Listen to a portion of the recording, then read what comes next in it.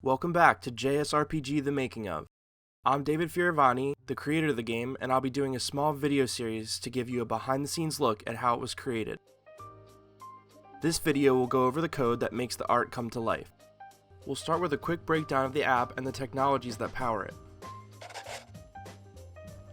JSRPG is a React app featuring both public files and JSX components in its source directory. These files are rendered and interacted with on the client side. On the server side, JSRPG utilizes Node to create an Express server, Passport.js for user authentication, and MongoDB to store data. The client communicates with the server through HTTP API requests, and the server sends a response to the client in return. This back and forth is generally what fuels the website, but what about the game itself? Today we'll dive into the code that makes JSRPG tick by breaking down a combat template I've created for this demonstration. We'll cover how the art, animation, and game logic come together using these technologies. Let's take a closer look.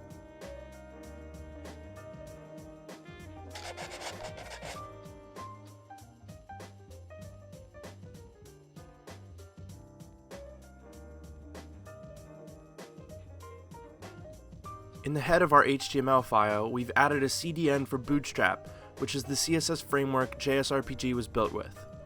Directly underneath is the CSS file that will contain our custom styling and animations.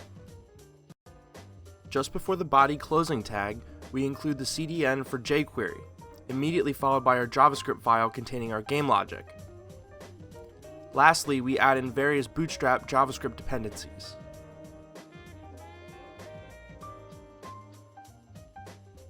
You'll notice the first element we have in our document is a div with an ID of wrapper. All of the elements that will appear on our game screen are going to be contained in this wrapper. Next up, we have the enemy HUD, or heads-up display. This will contain all of the elements that you see highlighted in blue to the right.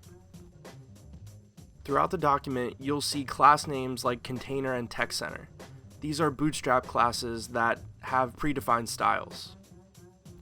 Class names like Row and Col are also included with Bootstrap. These help us to give formatting and spacing to our elements. Intro text, which is highlighted in yellow on the right, will display our starting text to the user. If the user is playing it for the first time, the starting message will be different than if, say, they had continued from where they left off before. The next element we have is a div called eyeball. This will contain both frames of our character. You'll notice that these frames are contained within pre-tags.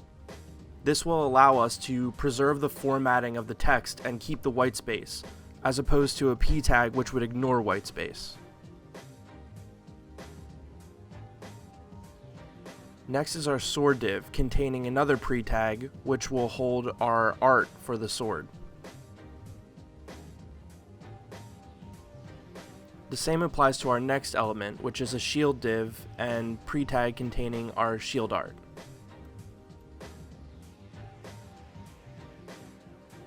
As you can see highlighted in red and blue on the right, we have our background L and background R respectively.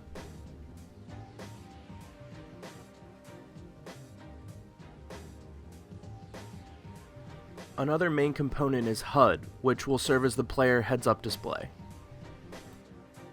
This will contain various player metrics as well as our action buttons like attack and defend. These action buttons are contained inside the actions div.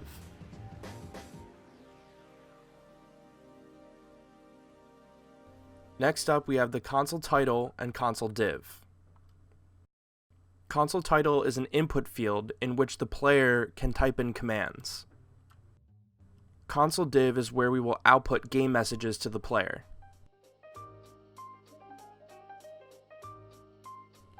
Lastly, we have the win screen and continue message divs. These will be displayed to the player after completing the level.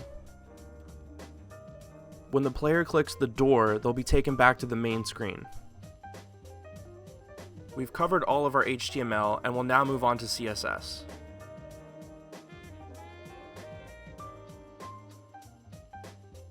The first thing we have is something called a font face, which is basically a way to include custom fonts within our document. This particular font is used throughout the entire app and most of the game. When looking at the next style, you'll notice the asterisk character. This CSS selector targets everything within our document. You can think of this as a global style. Directly beneath it, we have the asterisk followed by selection. This will actually change the selection highlight color of anything that the user highlights with the mouse. Under the canvas style, you'll see an attribute called transition. When the width of the player's health bar changes, it will actually animate it. Here we'll have our predefined styles for our HTML IDs. It's important to remember that ID styles take precedent over class styles. IDs will also override Bootstrap classes with their default values. Styles that include the attribute display none will start off invisible. We'll fade in these elements when certain events are triggered. It is also important to note that elements that have an ID can also accept class styling. Next, we'll go over our Bootstrap overrides. These are just basically classes that override the default styling that comes with Bootstrap.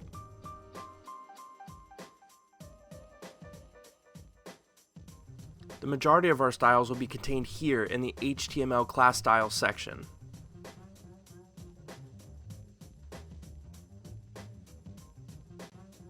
Here you'll notice the eyeball class. This class specifically deals with the div that contains both frames of the animation. Underneath it, where you see eyeball frame 1 and 2, are the individual animations for both frames. Eyeball attack, however, is an animation class that will be adding to that element dynamically through JavaScript and jQuery. We won't go over all the styles in full, but if you'd like to see the full files, I'll leave a link in the description. Finally, we come to the keyframe animations that we've established in our other class stylings. These animations will cycle through based on the percentage that the animation is complete. This is relative to the amount of time that we establish for the duration of the animation.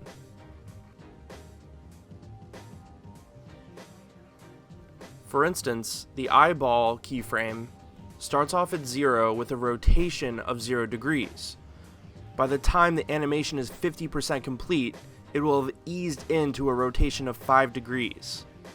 Once it hits 50, it will immediately start to ease back out into a rotation of 0 degrees at 100%. This cycle will repeat a number of times from 1 to infinity based on the values that you've passed to the attribute in the class. In order for the eyeball attack animation to be seamless with whatever position the eyeball was in before the class was added, we give the transform attribute at 0% the value of inherit for rotate. This will ensure that it will start the 360-degree rotation from whatever position it started in. Some of these animations are more complex than others and use different methods of animating. The most common in JSRPG is the transform attribute, and we'll use different things like rotate, rotate 3D, etc.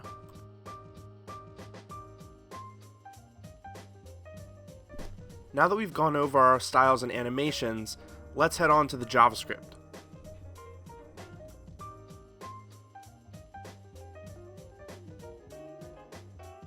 For this demonstration, I've made a very modular template which can be used as a starting point to creating new encounters. All of the game logic is broken down into 3 objects: game, player, and enemy.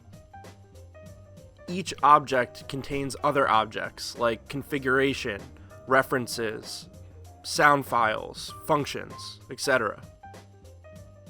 The game is controlled largely by calling these functions that exist within the objects. We'll start by taking a look at game. Within game, we have another object called config. This is where we'll store values that will be used later on in our logic. Refs is an object that contains the location or path to an object or element we want to use. Screen wrapper, for example, is the name of the element that we'll be using jQuery to target in our logic. The state object is sort of like config, except this will contain metrics that will be changed and used throughout the game and passed between objects. The play sound object contains functions whose sole purpose is to play audio tracks. FN is a shorthand for function, and this object will contain all of our game functions and logic that will manipulate the game and the DOM. Reset, for example, resets the game to its default values to restart the game from scratch. To quickly get and set data, the game utilizes the client's local and session storage. The set music volume and set sound effects volume functions grab the value from local storage and put it into the game. These values will dictate at what volume music and sound effects are played. The play music function will then fade in the audio track from 0 to the volume defined by the user. At the start of the game, the turn decider function will check local storage to see if a value exists for turn num. If no such value exists, it will set a random number from 0 to 20. If the number that it set was even, it's the player's turn. If it was odd, it's the enemy's turn. It then sets the turn num variable in game state to equal the new turn number. Reward gold is a function that once the player has beaten the level, it will award the amount of gold established in the configuration. Start is a very important function because it does a lot of the configuration for the game when it first starts.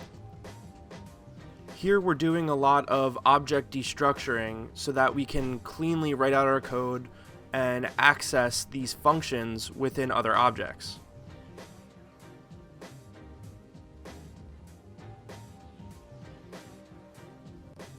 It starts by fading in the wrapper, which contains all of our elements on the screen, and then setting the last screen variable in our local storage to the screen that we're on currently.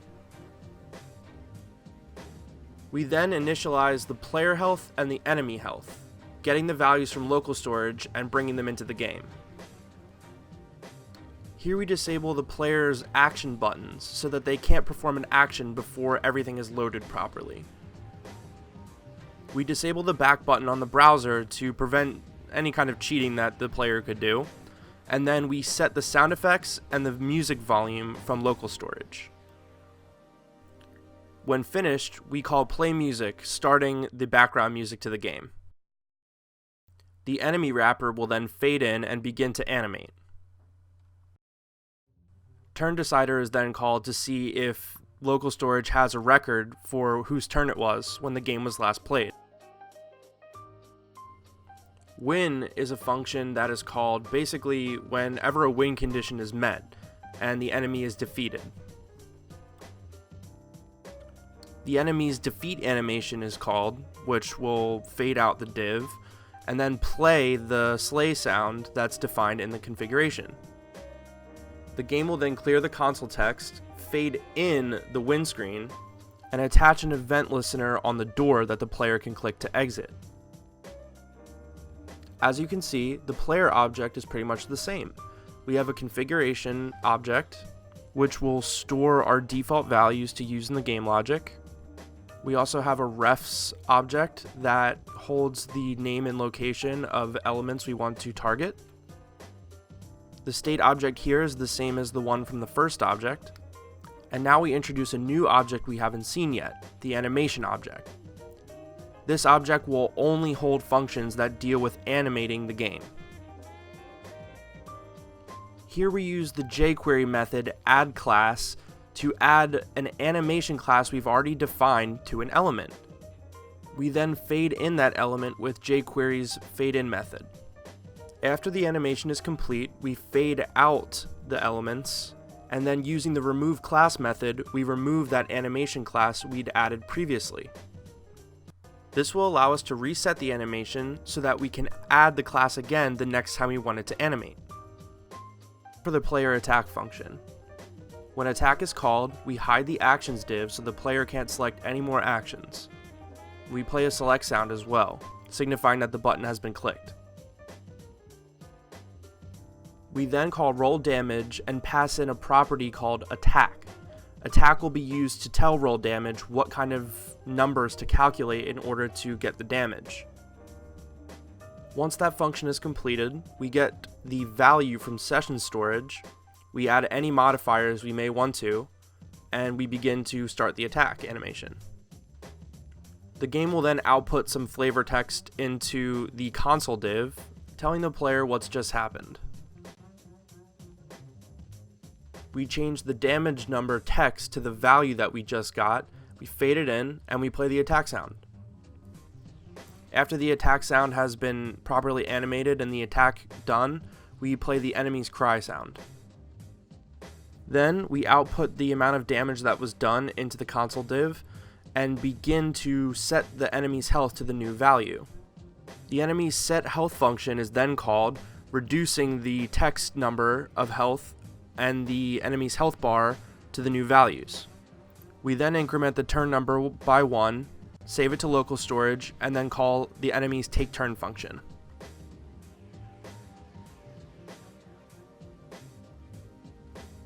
Defend is pretty much the same as the attack function. Instead of dealing damage, we however subtract damage from what the enemy will deal.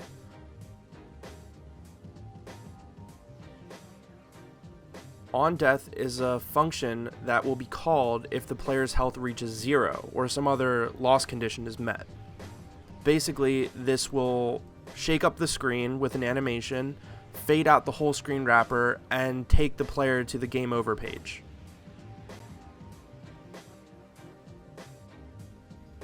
When roll damage is called, we expect an action type to be passed in from whatever attack function is called.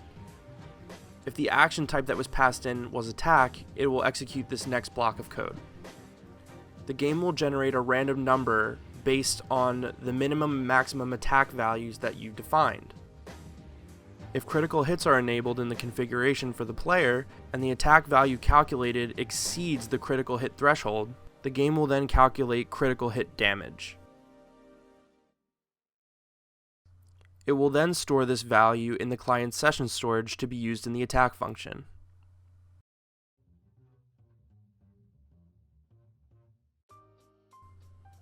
The enemy object works almost the same way as the player, with a few minor exceptions. The AI that dictates the enemy's turn and what action they will take is placed inside the take turn function. When this is called, it will evaluate and take the appropriate action depending on the logic that you pass it. Finally, we call game.fn.start. This will run all of the setup code and all of the configuration that needs to happen before combat can take place. The last thing that we have are event listeners for button presses, particularly pertaining to the player's action buttons. These will call the appropriate function within the player object. Thank you so much for watching JSRPG The Making Of, and stay tuned for part 3 where we'll go over the soundtrack and how it was made.